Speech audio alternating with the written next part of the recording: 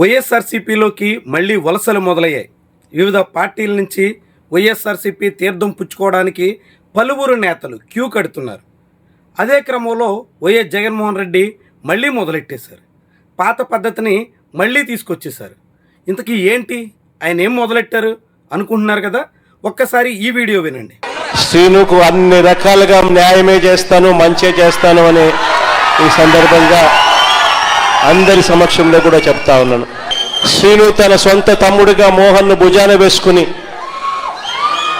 మోహన్ను గెలుపు బాధ్యతలు కూడా శ్రీనునే తన భుజస్కంధాల మీద వేసుకుని తను గెలిపించే బాధ్యతలు కూడా తీసుకుంటా ఉన్నాడు.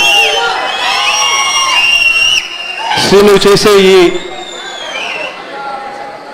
మంచిని జగన్ ఎన్నటికీ మనవడు.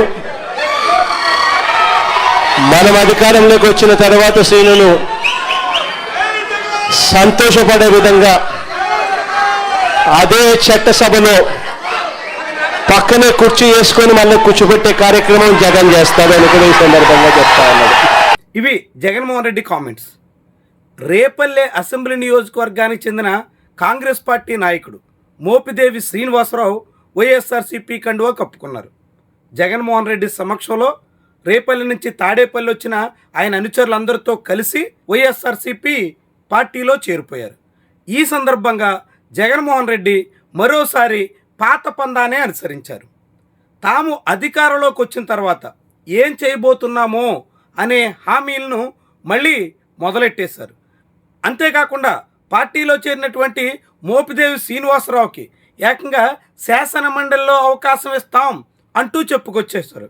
రేపల్లెలో వైఎస్ఆర్సీపీ అభ్యర్థుల మీద ఈ 3 ఎన్నికల్లో కూడా వరుసగా గెలుస్తూ వచ్చినటువంటి అనగాని సత్యప్రసాద్ ఇప్పుడు ఆంధ్రప్రదేశ్లో కీలక మంత్రిగా వ్యవహరిస్తున్నారు.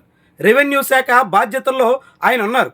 అలాంటి మంత్రి మీద వచ్చే ఎన్నికల్లో కొత్త నేతని జగన్మోహన్ రెడ్డి తెర మీదకు తీసుకొచ్చారు. పీటా నాగమోహన్ కృష్ణ అనే గౌడ కులస్తుని పోటీలో పెట్టేందుకు సిద్ధమవుతున్నారు. వరుసగా 2 సార్లు ఫిషర్మ్యాన్ని పోటీలో పెట్టి ఓటమి పాలైన వైఎస్ఆర్సీపీ 2024లో కూడా గౌడు కులస్తుడైనటువంటి నేతను పోటీలో దింపింది, కానీ ఫలితం రాలా. మళ్ళీ 2029లో కూడా అదే గౌడు కులానికి చెందినటువంటి నాయకుడిని గౌడు కులస్తుడైన అనగాని సత్యప్రసాద్ మీద పోటీలో పెట్టే ప్రయత్నం చేస్తుంది. ఈ క్రమంలోనే మోపిదేవి శ్రీనివాసరావుని పార్టీలో చేర్చుకోవడం ద్వారా ఆ నియోజకవర్గంలో కాపుల్ని సమీకరించే బాధ్యతను జగన్మోహన్ రెడ్డి ఆయనకు అప్పచెప్పినట్టుగా కనిపిస్తుంది. అదే సమయంలో ఒకవేళ వచ్చే ఎన్నికల్లో రేపల్లి నుంచి అనగానిని ఓడించి అక్కడ పీటా నాగమోహన్ కృష్ణని గెలిపిస్తే ఆయన పక్కనే చట్టసభల్లో సీట్ వేయిస్తాను అంటూ ఇప్పుడు మోపిదేవి శ్రీనివాసరావుకి జగన్మోహన్ రెడ్డి హామీ ఇచ్చేశారు. అంటే శాసన మండలిలో అవకాశం కల్పిస్తాం అనే హామీని జగన్మోహన్ రెడ్డి చెప్పేశారు. తద్వారా ఇప్పటి వరకు మింగుడు పడని నియోజకవర్గంలో ఏదో రకంగా ఈసారి పాగా వేయాలి అనే ప్రయత్నంలో జగన్మోహన్ రెడ్డి ఉన్నట్టుగా చాటుకున్నారు. దానికి తోడుగా ఇలా పార్టీలో చేరుతున్నటువంటి నేతలందరికీ భారీ హామీలు ఇవ్వడానికి జగన్మోహన్ రెడ్డి ఏమాత్రం వెనకాడడం లేదు. పార్టీ అధికారంలోకి వస్తే ఎమ్మెల్సీలు ఇస్తామని, మంత్రి పదవులు ఇస్తామని ఇలా పదే చెప్పడం జగన్మోహన్ రెడ్డికి చాలా కాలంగా ఉన్న అలవాటు. 2019 ఎన్నికలకు ముందు కూడా అనేక మందికి బహిరంగంగానే ఈ తీరున హామీలు ఇచ్చినటువంటి చరిత్ర జగన్కు ఉంది. ఇప్పుడు మళ్ళీ ఆయన అదే రిపీట్ చేస్తున్నట్టుగా భావించాల్సి ఉంటుంది. రేపల్లెలో మోపిదేవి శ్రీనివాసరావు 2024 ఎన్నికల్లో కాంగ్రెస్ పార్టీ తరఫున పోటీ చేశారు. రేపల్లె మండలంలోని ఇసుకపల్లి గ్రామానికి చెందిన ఆయనకు సుమారుగా 2,500 ఓట్లు మాత్రం దక్కాయి. అలాంటి నాయకుడు ఇప్పుడు వైఎస్ఆర్సీపీలో చేరడం ద్వారా ఆ పార్టీకి ఎంతో కొంత మేలు చేసినట్టు అవుతుంది.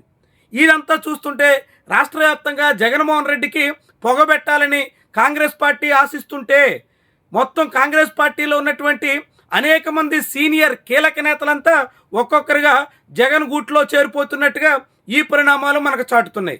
ఇప్పటికే అనేక నియోజకవర్గాల్లో ఎమ్ముగనూరు లాంటి చోట్ల ఇతర పలు నియోజకవర్గాల్లో కాంగ్రెస్కు సంబంధించినటువంటి నేతలు వైఎస్ఆర్సీపీలో చేరిపోయారు.